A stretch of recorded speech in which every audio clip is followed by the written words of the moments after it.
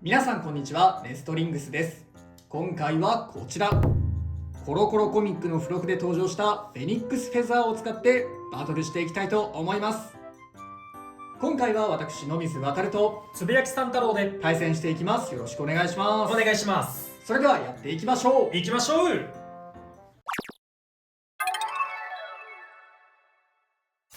それではシュートポジションを決めるじゃんけんをしていきます。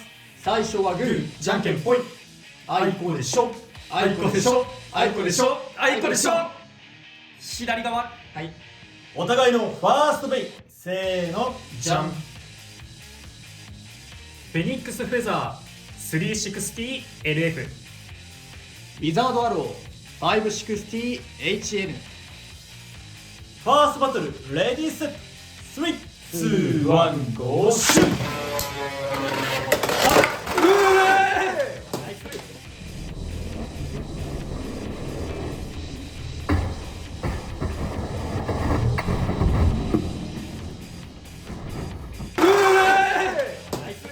オーバーフィニッシュ。フェニックスフェザーに2ポイント。綺麗に決まった。いやー、まあさ、エクストリームダッシュはね、みんなそりゃ強い衝撃になるとはいえ、いや、一気にスタジアムの端まで持ってかれた。早かったね。ね。お互いのセカンドベイ、せーの、じゃん。レオンクロー 560R。フェニックスフェザー 360O。セカンドバトル、レディーセット、3、2、1、ゴーシュー危ないよ。うわ、おい、結構になってる。はい。いやー、みんなだいぶ削ってる。ちょっと良くない展開になってだいる。ぶ削ってると思ったけどそうでもないかもしれん。いやいや、そんなことはないと思う。そうだ。ここ接触されると回転力はね、レオンクローの方やっぱさすがにあるね。体勢、あとは体勢だな。どうだ。いやー、なり方がね。スピンフィニッシュ。レオンクローに1ポイント。やっぱなんかちょっと軽いような感じはしたかな。そのそうドランソードと比べちゃうとって感じ。めちゃめちゃジャンプしてたね。なんかね、しかもなんか追突された時もね、進み方もちょっとドランソードだったらもうちょっとっていう感じはしちゃったところはあるかな。かもしれんね。お互いのサードベイ、せーの、じゃん。ドランソード 380D。ドランダガー 460B。サードバトル、レディーセット、3、2、1、ゴーシュー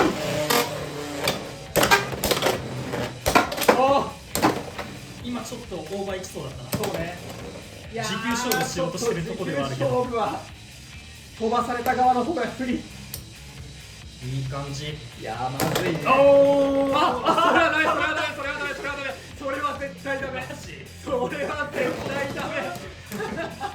スピンフィニッシュ。ドランソードに1ポイント。いやよって最後のこの勝負はつぶやきさん太郎選手の勝利だ。やったぜ。いやー、作戦通りです。いや、最後のあれは作戦ではないだろう。はい、ということで今回はフェニックスフェザーを使った 3on3 バトルをやってきましたが、いかがだったでしょうか。いや、まあ俺はちょっとね、今回はフェニックスフェザー以外もいいところはなかったんだけれども、フェザーは結構こう攻撃力っていうのが感じるところはあったかなと思うね。そうだね、その事前情報で思ってた通りみたいな性能してるね。ドランソードと似たような形状で、ただ重さだけちょっと軽いっていう前から知ってた情報の通りで、使ってみたらもうほんとその通り。ちょっと軽いからまあ飛ばされやすいかもしれないなっていうところを感じるけど、攻撃力ちゃんとあるし、おまけとしてはコロコロの付録としてはすごい性能いいやつではないかと思うね。あとそのちょっと軽いっていうところなんだけど、正直ね 31g とかうんでもおかしくないと思ってたんだよ。ウィザードアローと同じかウィザードアロー以下ぐらいでも、うんでも実際測ったら、まあ、大体平均 33g 以上ある個体が多くて、だからヘルズサイズとかと重量だけで見れば一緒ぐらいそうなんだよね。だから、そんな言うほど軽いわけでもないんだよね。なんならウィザードアローとかよりは重いぐらいだからね。そう、それこそガチ対戦というか、ちゃんとした 3on3 バトルの場で出てきても活躍できる可能性はあるかも。うん、ただやっぱりドランソードと比較しちゃうと持久力攻撃力ともにちょっとなんか足んないかなって思うところは正直ある。あとはね、その軽いから速いみたいなところがどれだけ活かせるかだよね。ただまあ速さはそこまで変わんないかな。そうね、そのドランザーみたいにめちゃめちゃ軽いわけではないから、うん言うほど速くはないかなとは思ったね。それがフラットとか、それこそまだ登場してないけど先行販売しかないけどギアフラットとか、そういうのを使えばその速さをね実感できるかもしれないんだけど、で実際これドランソードと簡単に比較してみるんだけど、こういうねドランソードのメタルのあった場所がこっちだとなくなってるからこの分軽くなってたりだとか、あとはなんかこういうねちょっとしたゴツゴツした模様とかが増えてるから、まあその辺がちょっと違う。あとまあこの辺かな、このなんて言うんだろう、ランチャーフック。そうそう、ランチャーフックの、まあ、延長線とかがちょっと違う。で意外とそんなめちゃめちゃ変わってるわけじゃないんだけど、やっぱ使ってるとドランソードとは違うなとは思ったね。その重量だけじゃなくて、表の見た目はもちろん違うんだけど、裏側もドランソードにはメタルがついてる部分がフェニックスフェザーだとちょっと肉抜きされてたり、裏側も違うところあるんだよね。こういうとこだね。そうこういうとこが空っぽになってると。だからまあなんて言うんだろう、耐久性じゃないけどさ、こっちの方がぶたれた時に歪みやすいような感じはあるかもしれないね。まあ本当に側面はほぼドランソードで、当たってる位置もね結構ドランソードに近いような気はしますね。この辺が多分当たってるかな、この辺とか、あとこの辺かな。まあ、やっぱだからドランソードとほぼ一緒、当たってる位置も、ギザギザはそんなに変わんないってことかな。ギザギザがあるないはあんまり変わらないかな。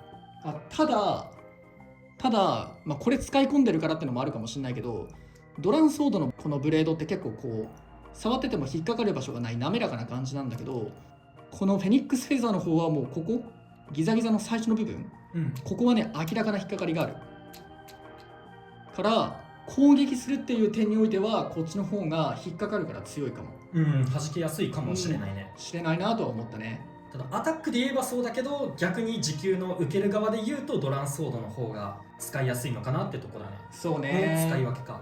まあやっぱり今回俺は時給で使ったんだけど、今回はねちょっとなかったんだけど結構バーストしやすい印象もあって、だからやっぱりドランソードと全く同じソードで使ってたカスタマイズをそのまま流用して使おうとしてもちょっと違うなっていう感じがやっぱどっかしちゃうから、まあでも逆に言うと面白いよね。ほぼ同じなのにさ、使ってみると全然違う印象を受けるから、いや分かんねえもんだなと思ったね。